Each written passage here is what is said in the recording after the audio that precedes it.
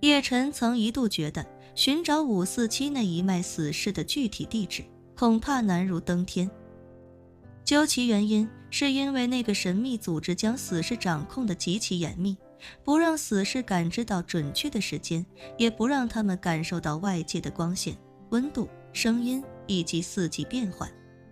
所以547甚至不知道自己生活的地方到底处在7大洲里的哪一个，更不知道自己究竟处在热带还是寒带。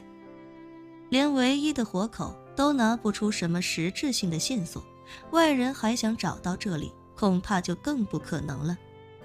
但是李亚林准确地找到了那个神秘组织无法掌控的线索。地震、海啸、台风，每一个都是威力巨大的自然现象。如果说强大的掩体尚可隔绝台风与海啸，那即便再强的掩体也不可能隔绝地震所带来的强烈震感。那些被囚禁在暗处亦或者某种地下工事内的死士，或许感知不到阳光与星空，感知不到外界真正的声音和温度，但是当地震来临的时候，无论他们身处多深的地下或者洞穴，他们都一定会有所感觉。而且剧烈的地震并不常有，如果曾经发生过，不需要很精确的时间线，也能够判断出一个大概。如此一来，只要线索相对吻合，那大概率就能对应上。不过李亚林倒是没有过分乐观，他表情凝重地对叶晨说道：叶少爷，您说的那个活口是目前能找到的那个神秘组织有关联的唯一线索，如果能顺利找到他们的驻地，才有可能找到背后那个神秘组织的线索。但如果我找不到他们的驻地，或者我找到的时候他们已经将这一批死士撤离，那恐怕线索就会彻底断掉了。毕竟上次那批死士的任务彻底失败，说不定那个神秘组织会因为谨慎起见，把所有死士转移到其他地方。叶晨点了点头，认真道：我觉得他们大概率不会撤离。你想想，他们为什么要费那么大精力隐藏这个驻地，甚至用尽心思阻隔这些死士的感知？就是因为这样的驻地选址、建造和维护都需要很长的时间和成本，轻易不能更换，所以他们才要确保这些被派出去执行任务的死士对他们生活的地方一无所知。如此一来，即便他们失败了、被俘了，他们也无法供出这个驻地的切实信息。李亚林点头道：如果是这样就最好不过了，死士的驻地一定是由这个组织的核心成员严密看守，只要能够找到这个驻地，就能够顺藤摸瓜，找到这个神秘组织的脉络。说着，他抬头看向叶晨，问道：叶少爷，以我多年从警的经验，总结出一个亘古不变的道理，那就是接触永远是相互的。叶晨淡淡道：李探长不妨展开说说。李亚林道：警匪片看多了，会让人觉得警方好像总能在犯罪分子完全没有察觉的情况下找到对方，并且将对方牢牢掌控，直至一网打尽。但那种犯罪分子都是水平相对比较低的，有相当一部分高智商罪犯的嗅觉十分灵敏，我们刚找到他的线索，还没锁定他身份的时候，他就已经发现了我们。等我们再想深入挖掘线索的时候，对方早已经消失不见。您说的这个组织实力极其强大，一旦我真正开始接触到他们的时候，很可能他们也会发现我。而且这不是警察抓罪犯，警察抓罪犯，一般情况下最坏的结果无非就是人跑了，没抓到。但是这个神秘组织的实力比我强太多，甚至可能比您还要强。一旦我们和他们产生接触，那情况很可能会失去控制，我们甚至都有可能暴露在他们面前。说到这，李亚林表情凝重地说道：叶少爷，我跟您说这些并非是因为我怕死或者打退堂鼓，毕竟我这条命是您救的，妻儿老小能有今天也多亏了您，哪怕我死了也无所谓。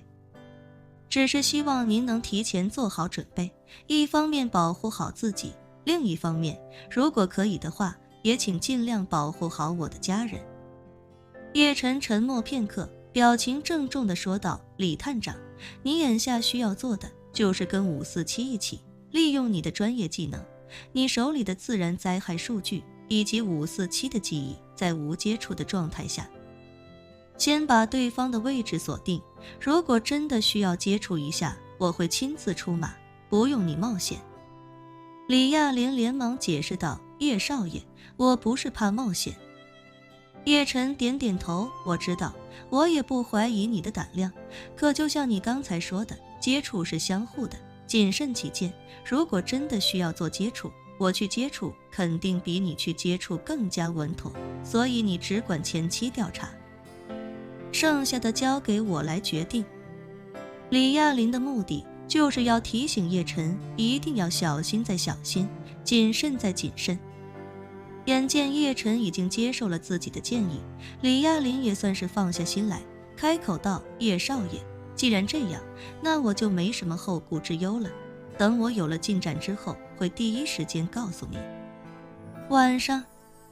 当叶晨驱车返回普罗维登斯的时候，李亚林乘坐维珍航空的航班，经伦敦飞往黎巴嫩首都贝鲁特。经过了12个小时的飞行，待飞机在贝鲁特落地之后，万破军亲自用直升机将他接到了万隆店位于叙利亚的基地。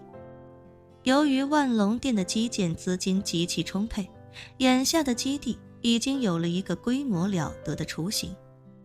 大量来自中东各地的工人正在这个硕大的工地上24小时不停地施工，而基地建设采用的各种高端重型机械，甚至几乎只有在发达国家才能见到。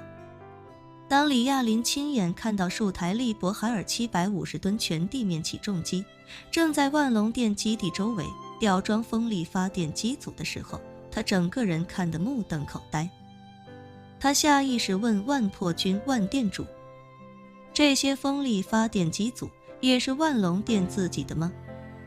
万破军点了点头，笑着说道：万隆店的电力来源有几种，风力发电只是其中之一。不远处那座山上，我们已经投建了大量的光伏发电，白天用光伏，晚上用风力。不够的有叙利亚官方供应，等发电基本到位之后，还会投建大型储能基站。除此之外，叙利亚这边的石油80%以上都被美国盗采，叙利亚政府1毛钱也得不到，所以他们有计划给我们一个开采许可，到时候我们可以自己勘探并开采石油，然后投建一个炼油厂和石油发电厂。李亚林听得骇然，脱口道：这个阵仗也太大了吧。万破军淡淡道：叶先生安排的，他让我把这里建成永备基地，所以基础建设肯定是要做好多手准备的，而且叶先生给了上百亿美元的经费，所以我们打算多投入一些资金，拿金钱换时间。李亚林不由赞叹道：叶少爷做事果然大手笔，若是这个基地彻底建成，或许就能跟那个神秘组织一较高下了。说着，他连忙问：对了，万店主，叶少爷说的那个活口现在在哪？万破军到547，在保密等级最高的核心区。李探长，请随我来。本期视频结束，欢迎订阅我的频道，这样就不会错过精彩内容。